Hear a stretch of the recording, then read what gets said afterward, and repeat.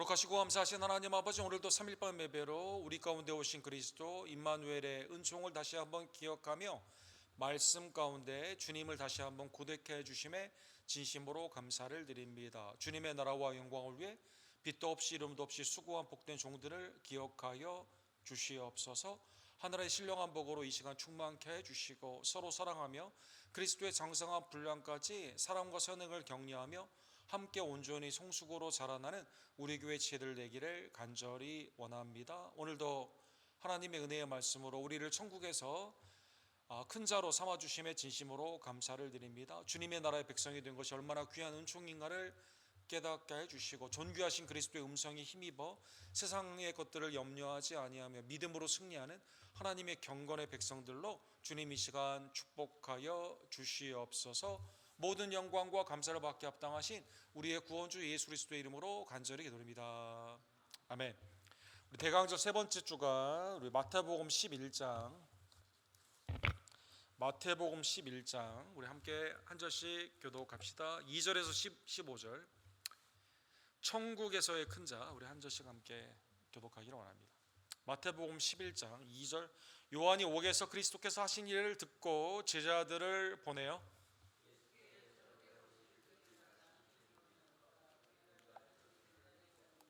예수께서 대답하여 이르시되 너희가 가서 듣고 본 것을 요한에게 알리되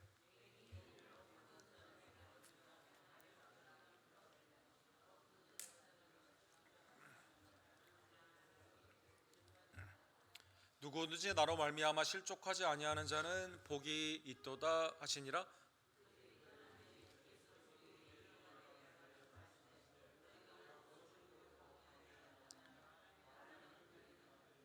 그러면 너희가 무엇을 보려고 나갔더냐? 부드러운 옷 입은 사람이냐? 부드러운 옷을 입은 사람들은 왕궁에 있느니라.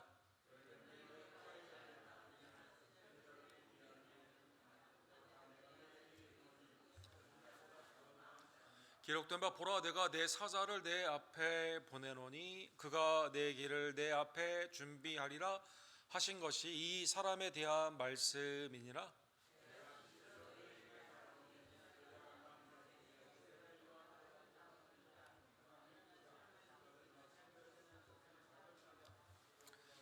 세례 요한의 때부터 지금까지 천국은 침노당하나니 침노하는 자는 빼앗느니라.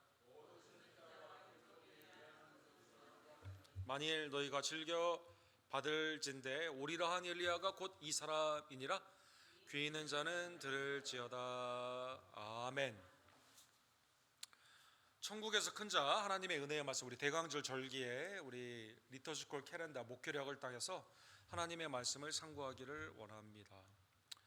전 세계에 가장 광범위하게 지키는 절기 중에 하나가 예수님의 탄생의 기쁨의 절기인 크리스마스입니다.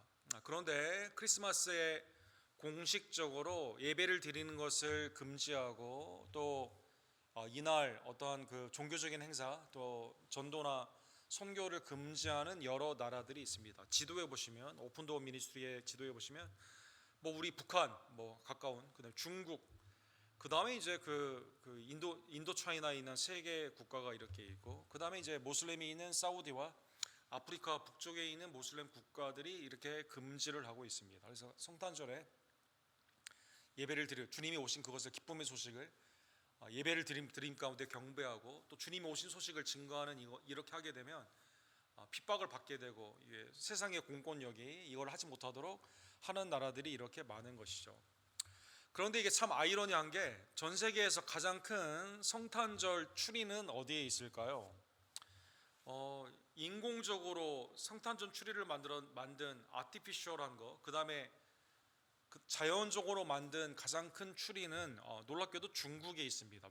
왼쪽에 보면 광저우에 있는 크리스마스 추리가 진짜 성탄절 추리 너무 멋있게 잘 만들었고 그 다음에 위에 별이 이렇게 있어요. 정말 놀랍습니다. 이게 그 다음에 이제 중국에서는 성탄절에 이 쇼핑몰에 가서 이 가운데 사진 찍고 이렇게 하는 또 이날이 무엇인가 인터뷰해 보면 다 크리스마스라고 다 말을 하게 됩니다. 그러니까 굉장히 아이러니한 거죠. 제일 큰 크리스마스 추리가 여기에 있다. 오른쪽에 보면 두 번째로 큰 추리는 어디에 있을까요? 두바이에 있습니다. 그러니까 이게 모슬렘의 나라에서 예배를 드리는 건 금지하는데 이 가운데 가서 사람들이 즐기고 아예 그냥 크리스마스 페스티벌이 여기에 이렇게 있어가지고 많은 유럽의 관광객들이 이렇게 온다고 합니다. 그러니까 약간 모순되죠. 성탄절의 스피릿, 그것은 예수 그리스도의 이 땅의 탄생 가운데 경배하는 예배의 시간인데 이거는 못하게 하고, 그러나 성탄절의 세속의 정신인 쇼핑이나 관광이나 엔터테인을 하는 그것을 보게 되는 것이죠. 우리 휴스턴도 상당히 비슷하죠. 미국 안에서 인도 가장 큰 추리는 어디에 있을까요? 우리 갤러리아의 그 인도어 스케이트장 가운데 있는 추리가 인도 중에서는 가장 큽니다. 우리 성도님들은 또 쇼핑을 안 하시니까 또 설명하기가 좀 어렵네. 거기 가면 큰 추리가 있습니다, 여러분. 거기 가면 야, 성탄절 분위기 난다 이런 생각을 많이 하게 됩니다. 정작 자유롭게 예배할 수 있는 성탄절의 절기에 우리가 실제로 예배를 드리는 사람은 많지 않고, 성탄절의 이 분위기, 그것은 세속적이며 그 가운데 선물이며 소비적인 그러한 모습 가운데는 사람들이 굉장히 그것을 즐기는 것을 볼 수가 있습니다. 오늘 본문은 사람들이 메시아를 기다리긴 기다렸습니다. 이 메시아가 오면 모든 것이 다 해결될 줄 알고 로마에서의 해방이 되고 하나님의 나라의 육적인 예루살렘이 이제 회복이 되며 성전이 다시 서게 되는, 그리고 우리를 괴롭혔던 이방인들은 다 심판하고 유대인들 아브라함과 이삭과 야곱 가운데 있는 하나님의 언약의 나라의 백성들만 이제 하나님의 나라를 이루게 되는 메시아의 대망 사상이 그 가운데 있었습니다. 우리가 이제 지난주에 우리가 그걸 좀 보았죠. 그런데 정작 예수 그리스도가 오시게 되었을 때는 자신들이 생각했던 메시아의 사역과는 좀 거리가 있게 되었을 때 예수님을 핍박을 합니다. 그리고 예수님을 십자가에 못 박혀 죽이고, 지금도 우리 이스라엘의 절기 중에 한우카 아닙니까? 지난주부터 한우카 이제 끝났는데, 한우카의 이 성전의 봉헌의 이 절기 가운데는 지금도 이 랍비들이 각 전 세계 회당에서 오시는 메시아에 대해서 구약의 말씀을 통해 설교를 하고 있는 거죠. 오신 메시아를 부정하고 아직도 오지 않은 자기들이 갖고 있는 이스라엘의 민족적인 대망의 메시아를 지금 기다리고 있다는 것입니다. 그런데 특이하게 오늘 본문에 보면 세례 요한이 감옥에 갇히게 되었을 때 제자들을 보내 가지고 질문하는 내용이 있습니다. 요한이 옥에서, 그러니까 감옥이에요, 광야에서 세례를 주고 회개하라 천국이 가까우니라 설교했던 세례 요한을 못마땅히 여기서 세속의 권력의 헤롯 그 가문이 이제 그 세례 요한을 감옥에 가두게 되죠. 여기에서 그리스도가 하신 일, 그리스도의 사역을 듣게 됩니다. 예수님의 사역도 회개하라 천국이 가까웠느니라, 그 다음에 주님이 하신 여러 가지 일들이 그동안에 있었죠. 이거를 쭉 종합해 보면서 예수님에게 제자들을 보내 질문을 합니다. 오실 그 이가 당신이 오이까? 이 질문이 약간 부정적인 그 의문입니다. 그러니까 내가 그 엘리자벳과 예수님의 어머니 마리아는 친족 아닙니까? 예수님과 굉장히 가까운, 그 다음에 예수님이 오시게 되었을 때 내가 그 신들매도 감당하지 못하고 했던 이 세례 요한이 감옥의 한계 상황에서 질문을 하는 거죠. 내가 기대했던 그 메시아, 우리가 대망했던 그 메시아, 당신 맞습니까? 라고 질문을 하게 된 겁니다. 거기까지만 딱 했으면 좋았을 텐데, 당신이 아니면 우리가 다른 사람을 기다리니까 이게 참 애매한 거죠.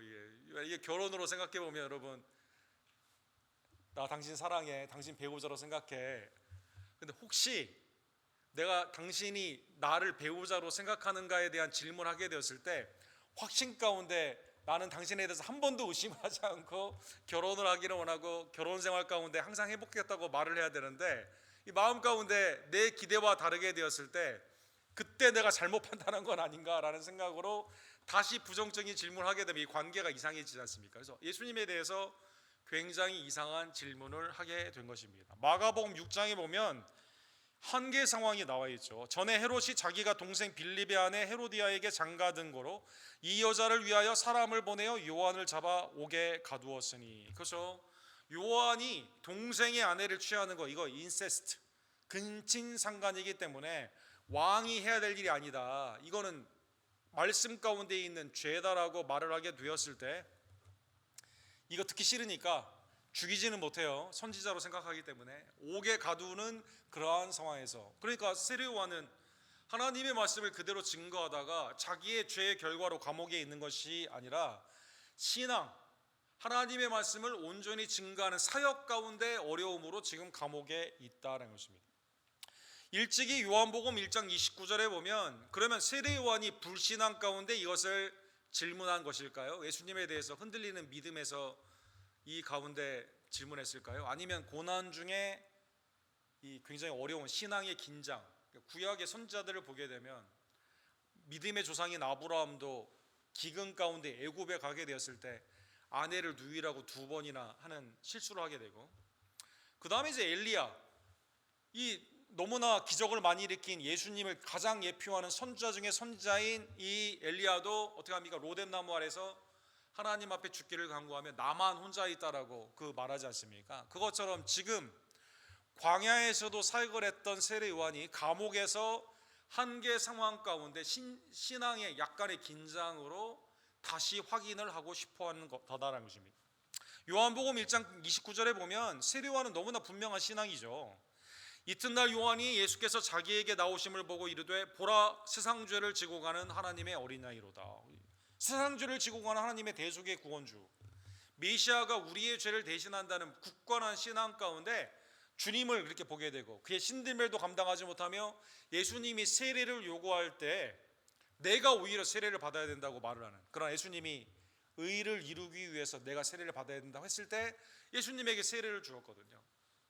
그래서 오늘 본문에 보면 불신앙이라기보다는 그 위대한 선지자들도 긴장 가운데, 삶의 고난 가운데 더 확실히 붙잡기 위해서 주님 앞에 질문하게 되는 것처럼, 특별히 회개하라 천국에 가까웠느니라, 도끼가 나무에 찔려서 지금 불과 성령으로 세례를 주게 되고 그 다음에 열매 맺지 않는 자들을 찍어 불에 태우게 된다는 진노의 심판을 회개 가운데 촉구했던, 진노의 심판을 설교했던 이 세례 요한이, 예수님은 그런데 나무에 도끼가 찍혀가지고 지금 심판을 하는 게 아니라 어떡합니까?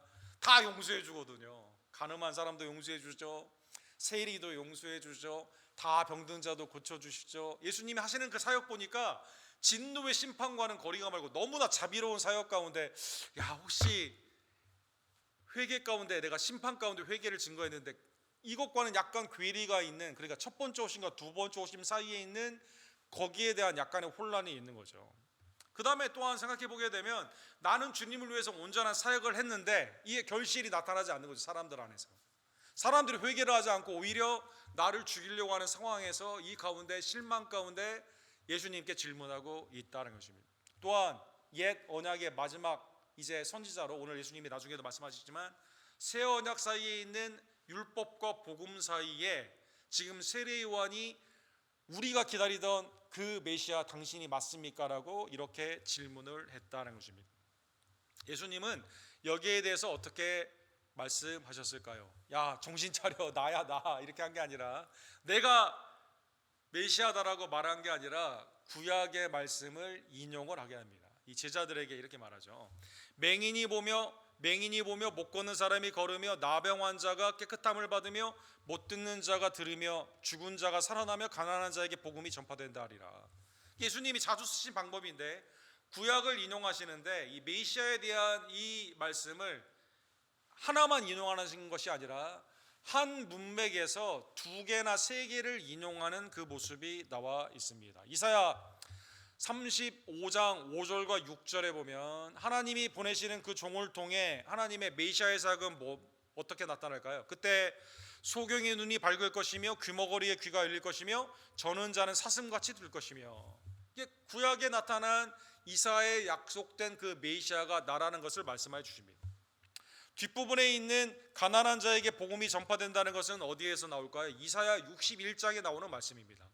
주 여호와의 영이 내게 내리셨으니, 그렇죠? 그래서 포로된 자에게 자유를 주게 되고 가난한 자에게 아름다운 소식을 전하게 하려 함이라. 예수님은 누가복음 4장에 보면 가버나움의 회당에서 첫 번째 설교를 하실 때 사실 이 구약의 복음의 말씀, 특별히 이사야 61장의 말씀을 통해서 예언된 메시아가 자신임을 그 가운데 말씀으로 알려주시게 된 겁니다. 그러니까 세례요한의 제자들이 보니까 진짜 맹인들이 눈을 뜨거든요. 정말 나병 환자가 깨끗한 물 입거든요. 못 듣는 자가 듣게 되고 죽은 자가 살아나게 되고 억압 가운데 있었던 자들이 율법에서 복음 가운데 그리스도의 은혜로 구원을 받는 말씀의 권위를 실제로 보게 되거든요. 그래서 예수님이 메시아의 예언과 그 성취를 말씀하시면서 이 가운데 자신이 약속된 메시아가 이미 왔음을 말씀해 주시는, 다른 사람 기다릴 필요가 없는 거죠. 이미 오신 거죠. 놀랍게도 누가복음 24장에 보면 글로바와 이 제자 엠마오로 가는 이 두 제자가 실망했을 때도 예수님이 뭐라고 말씀하십니까? 내가 부활했다 막 이렇게 말하는 게 아니라 구약의 모세, 선지자, 시편의 글이 다 나에 대한 거다 이렇게 말씀하시죠. 말씀을 통해 제자들에게 부활하신 예수님, 온전하신 메시아됨을 알려주시게 되는 것처럼 말씀을 통해 알려주셨다는 것입니다. 그래서 주님이 6절에 보면 메시아는 내 기대를 채우기에 오시는 분이 아닙니다. 우리 민족의 원한을 풀어주기에 오시는 분이 아니에요. 내가 속해 있는 이 그 그룹에서 이 원한을 풀어주기에 오시는 분이 아니다라는 것입니다. 메시아는 구약에 있는 하나님의 말씀의 성취를 통해 이 우리 가운데 오셨다는 것입니다. 그래서 주님이 6절에 보면 누구든지 나로 말미암아 실족하지 아니하는 자는 복이 있도다 하시니라. 아니 예수님 와서 보니까 아니 로마를 힘으로 물리쳐야 되고 성전을 물리적으로 다시 일으키셔야 되고 그 다음에 유대인의 나라를 새로 세우셔야 되는데 아니 주님 보니까 형편없거든요. 힘이 하나도 없으시고 우리 이사야 우리 새벽기도 본 것처럼 이 용모도 풍채가 뭐 흠모할 만한 게 하나도 없으시고 뭐 그냥 온유하고 겸손한다고 하니까 이 로마와 이 온유하고 겸손한 사람이 이수가 있겠습니까? 아니 항상 세리와 이 창기들과 함께 밥을 먹고 그렇죠? 예수님의 사역이 당시의 메시아 사상과는 맞지 않거든요. 그러니까 주님이 나로 말미암아 실족하지 않은 자, 당연히 주님으로 말미암아 실족하지 않죠. 말씀을 통해서 보게 되면. 그런데 우리가 언제 주님 앞에 실망하고 언제 내 믿음에 의심이 생기게 되죠? 내가 원하는 게 되지 않을 때, 내 기도가 응답되지 않을 때, 내가 주님을 위해서 할 만큼 했는데 나는 지금 감옥에 있는 것 같은, 그죠? 세례요한 같이. 주님 내가 생각했던 그분 맞습니까? 이렇게 질문하게 된다는 거죠. 이사야 8장 14절과 15절에 보면 주님은 잘못 판단하는 자에게는요 넘어지는 걸림돌이 됩니다. 그는 성소가 되리라. 그러나 이스라엘의 두 집에는 걸림돌과 걸려 넘어지는 반석이 되실 것이며 예루살렘 주민에게는 함정과 온누가 되시리니 많은 사람이 그로 말미암아 걸려 넘어질 것이며. 왜 이사야 8장에 보면 아니 주님이 그의 성소로 보내주시는 메시아가 있는데 왜 넘어지게 될까요? 다 생각한 게 뭐예요? 나의 정욕, 내가 생각하고 있는 기대하는 내 그 기대치, 성경과는 전혀 반대거든요. 그러니까 이 걸림돌이 되는 거죠. 그렇죠? 어떻게 구원주가 이 땅에 겸손과 온유로 오셔서 피천한 십자가를 지셨는가? 죄수들과 함께 죽는가? 헬라 사람들이 지혜로는 이해가 되지 않습니다. 율법으로는 이해가 되지 않는다는 것입니다. 그래서 주님이 나로 말미암아 실족하지 않냐는 자는 복이 있다. 이 뜻은 뭐예요? 성경의 기대가 내 기대가 되어야 됩니다. 말씀의 기대가 내 기대가 되어야 됩니다. 내 육신의 정욕과 안목의 정욕으로 주님 앞에 내 기준으로 하게 되면 그로 말미암아 걸려 넘어질 것이며 부러질 것이며 덫에 잡힐 것이다. 성경이 이렇게 말씀하고 있는 것, 실족하게 된다라는 것입니다. 사랑하는 성도 여러분, 예수님은 여러분과 저에게 나를 따르려거든 십자가를 져야 된다고 말씀하시죠. 나 자신을 부인해야 된다고 말합니다. 어머니와 형제와 자매를 더 사랑하면 되지 않는다고 말씀해 주십니다. 하나님의 은혜 안에서 주님을 따르는 것에 대한 주님이 우리에게 원하시는 말씀에 순종을 해야 되지, 주님 내가 먼저 가니까 내 뒤에 따라오세요 라고 한다던가, 내가 원하는 것을 어떻게 이루어주세요 라고 하는 그러한 삶 가운데 나의 정욕 가운데는 우리는 실족하게 된다는 것입니다. 주님은 그래서 세례 요한과 이 비교의 비유를 하시면서 이렇게 묻습니다. 그들이 떠나매 예수께서 무리에게 요한에 대하여 말씀하시되 너희가 무엇을 보려고 광야에 나갔더냐? 바람에 흔들리는 갈대냐? 그러면 너희가 무엇을 보려고 나갔더냐? 부드러운 옷을 입은 사람이냐? 부드러운 옷을 입은 사람들은 왕궁에 있느니라. 광야에 나아간 이유가 뭐죠? 사람들이 세리요한의 말씀을 들으러 간 거죠. 갈대 보러 간 거 아니죠. 아니, 여러분, 광야에는 갈대가 있습니까 없습니까? 본문에 갈대라는 뜻은 뭐예요? 변덕스럽게 왔다 갔다 하는 그런 걸 의미하거든요. 그러니까 지금 상황에 뭐가 나의 필요한 것, 그걸 갈대로 표현했습니다. 부드러운 옷은 뭡니까? 자색 옷, 부드러운 옷. 그래서 벨벳. 이거는 왕들이 입는 옷이거든요. 세리요한이 왕됨을 보려고 광야에 나갔을까요? 그렇게 하지 않았거든요. 사랑하는 여러분, 사람들의 기대는 당시에 현실 속에서 내가 어떻게 성공하느냐, 아니면 내가 어떠한 이 사람을 통해서 특권 가운데 나에게 무슨 이득이 있느냐, 사람들이 그렇게 하지만 지금 예수님을 따라다니는 사람, 일부는 지금 떠나지 않은 사람들에게 주님 말씀하시는 거예요. 여기 있는 사람들은 무엇을 위해 온 거죠? 선지자를 보기에 온 거죠. 선지자를 보기에. 주님이 그래서 오늘 본문의 9절에 보면, 그러면 너희가 어찌하여 나갔더냐? 처음에 갈 때 노, 왕궁에서 자색 옷을 입은 권력자 노. 나간 이유가 뭐예요?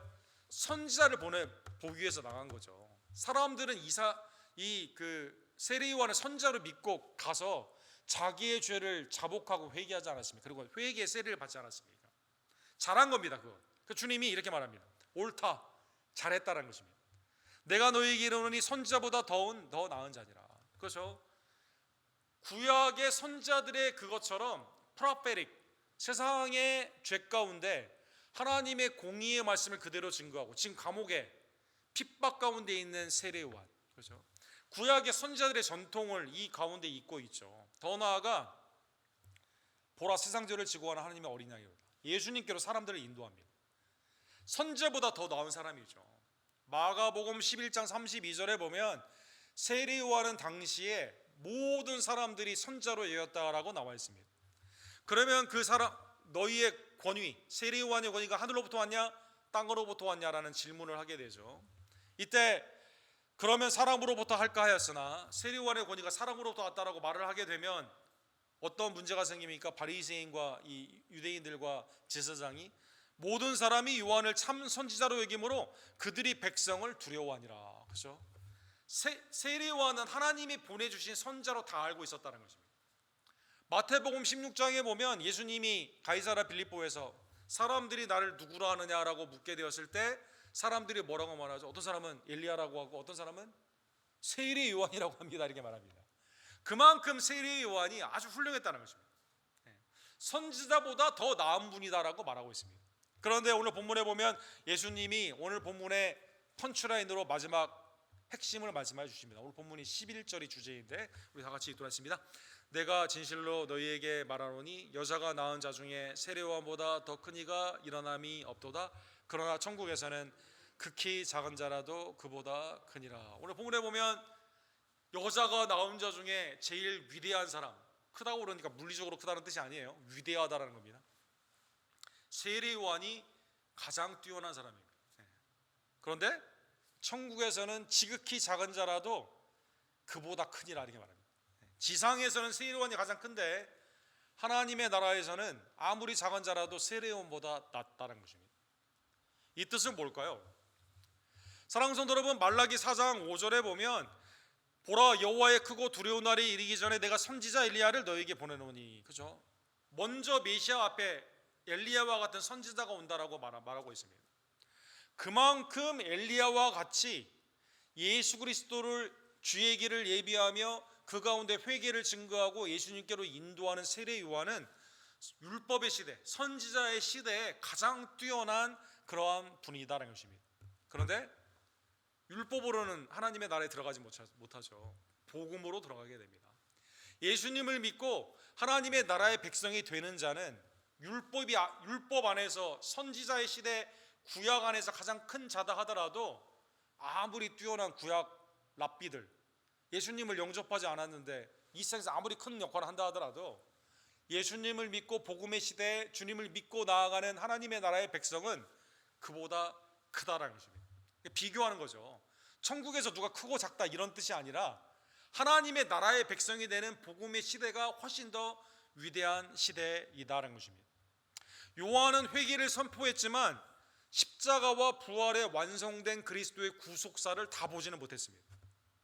반면에 여러분과 저는 세례요한이 증거했던 하나님의 나라 오시는 예수 그리스도의 왕되심을 십자가와 부활의 역사를 통해 우리가 온전히 복음을 통해 알게 되고 그것을 믿은 하나님의 백성이다라는 것입니다.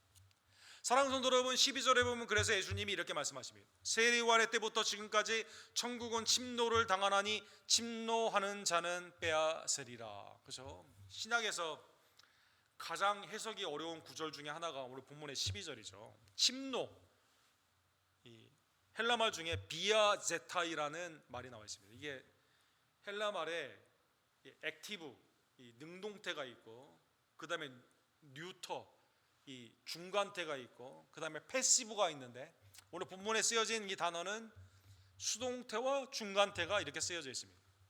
설명하면 이렇습니다. 이 헬라의 원 단어는 침입하다, 힘으로 침입하는 거예요. 폭력을 써서 들어가는 겁니다. 그 다음에 앞에 막혀 있는데, 방어를 하고 있는데 돌파하는 겁니다. 힘으로 밀어붙이는 겁니다. 그러면 오늘 본문에 보면 천국은 침노를 당한다, 수동태죠. 수동태. 하나님의 나라는 외적으로 이게 어려운 일이 많이 있는 거죠. 사랑하는 여러분, 강한 저항이 있다는 뜻입니다. 하나님의 나라는. 그런데 동시에 이 하나님의 나라는 침노하는 자가 빼앗게 됩니다. 이거는 밖으로 폭력을 의미하는 게 아니라, 밖의 힘이 아니라 안에 있는 우리가 과감하게 나의 삶을 버리고 회개하고 예수 그리스도를 영접함으로 하나님의 나라의 백성이 되게 되는 것이죠. 예를 들어 주님의 나라가 예수 그리스도로 말미암아 우리 가운데 왔는데 나는 회개하기를 싫어해요. 결단하지 않습니다. 주님의 나라가 왔는데 나는 그냥 중간이에요. 그냥 믿지도 않고 믿지 않는 것도 아니고, 그냥 주님이 왔을 때 오병이의 기적 가운데는 따라다니지만 십자가의 자리까지는 가기가 싫습니다. 이러한 자는 구원을 받지 못하게 되는 거죠. 예수 그리스도의 은혜를 바라보며 나 자신을 부인하고 나의 십자가를 지고 주님을 쫓는 자가 주님의 제자가 된다라는 것입니다. 오늘 본문에 보면 그래서 세례 요한은 구약과 신약을 잇는 놀라운 브릿지의 역할을 했습니다. 모든 선지자와 율법이 예언한 것은 요한까지니 만일 너희가 즐겨받을진대 오리라 한 엘리야 곧 이 사람이니라. 세례 요한을 믿고 따랐다면, 구약에 약속된 것을 믿었다면, 거기에 성취인 세례 요한이 우리에게 증거하고 있는 예수님을 우리는 영접하며 그 구약의 성취인 그리스도를 온전히 믿고 나아가게 되는 것입니다. 세례 요한이 태어났을 때 이 사가랴에게 가브리엘 천사가 말씀해 주시죠. 누가복음 1장 17절에 보면 그가 또 엘리야의 심령과 능력으로 주 앞에서 먼저 와서 아버지의 마음을 자식에게 거슬리는 자를 의인의 슬기에 돌아오게 하고 주를 위하여 세운 백성을 준비하리라. 그죠? 노년이 되었지만 믿을 수 없는 상황에서 사가랴와 엘리사벳을 통해 하나님이 아들을 주십니다. 아들의 이름이 요한입니다. 근데 이 요한은 마치 나실일처럼 술을 가까이 하지 않고 포도주를 가까이 하지 않고 이 하나님의 은혜에서 광야 가운데 오시는 예수 그리스도를 영접하기 위해서 준비하죠. 그런데 그가 말라기에 있는 말씀처럼 엘리야의 심령으로 주 앞에 먼저 와서 그 사역을 감당한다는 것입니다. 즉 세례 요한이 하나님이 보내신 엘리야라고 믿었다면, 말라기와 누가복음 1장에 그러면 엘리야가 증거하는 자가 누구일까요? 엘리야가 와서 준비하고 오시는 분을 고대케 하는데 그분은 누구일까요? 예수 그리스도이기 때문에 세례 요한을 믿었다면, 세례 요한을 따랐다면 곧 예수 그리스도를 우리는 따르게 된다라는 것입니다. 오늘 본문의 말씀을 통해 사랑하는 성도 여러분, 예수 그리스도는 성경의 약속대로 우리 가운데 오셨습니다. 성탄절은 예수 그리스도가 왕 되신 그분이 우리를 위해 이 땅에 강림하신, 그리고 온전히 순종하시고 십자가를 지시며 부활하신, 성경 그대로 우리를 구원하신 하나님의 아들이 육신이 되어 오신 복된 절기이다라는 것입니다. 그리고 예수님은 이 하나님의 나라의 통치자이십니다. 메시아, 기름 부음 받은 자로 왕 되신 예수님을 이 땅을 어떻게 다스리십니까? 하나님의 자비와 긍휼로 다스려 주십니다. 우리의 먼 귀를 듣게 하시고 우리의 먼 눈을 뜨게 하시고 우리가 하나님의 은혜 안에서 죽음이 아니라 생명 가운데 부활의 은혜로 누리게 하시며 매일의 삶 가운데 포로된 자가 자유함을 얻게 되는 복음을 우리에게 주셔서 복음을 증거케 하신 분이시다라는 것입니다. 마태복음 12장에 보면 바리새인이 이 병든 자를 고치는, 귀신 들린 자를 내어쫓는 주님의 사역을 보니까 바알세불이 집혔다라고 예수님을 거짓 고소를 하게 됩니다. 예수님이 이렇게 말하죠. 그러면 같은 사탄 편이라면 왜 귀신을 내어쫓겠냐, 이렇게 말을 하시죠. 그리고 28절에 이렇게 말씀하시죠. 그러나 내가 하나님의 성령을 힘입어 귀신을 쫓아낸 것이라면 하나님의 나라가 이미 너희에게 임하였느니라. 그죠? 사탄보다 더 센 하나님의 왕 대신 예수 그리스도께서 이 땅 가운데 오셔서 사탄을 괴멸하시고 우리에게 자유를 주셨다면 하나님의 나라가 우리 가운데 있는 겁니다. 이미 우리 사이에 임마누엘, 우리와 함께 계신 예수님은 통치자 왕으로 우리와 함께 계시다는 것입니다. 예수님은 이 나라를 우리에게 주시기 위해 어떻게 하셨을까요? 골로새서 1장 13절과 14절에 보면 우리 다 같이 읽도록 하겠습니다. 그가 우리를 흑암의 권세에서 건져내사 그의 사랑의 아들의 나라로 옮기셨으니 그 아들 안에서 우리가 속량 곧 죄사함을 얻었도다. 하나님의 은혜 안에서 여러분과 제가 흑암의 권세, 공중 권세를 잡은 사탄의 종으로, 죄의 종으로 살고 있는 우리들이 하나님의 나라의 백성으로 옮기게 된 것이죠.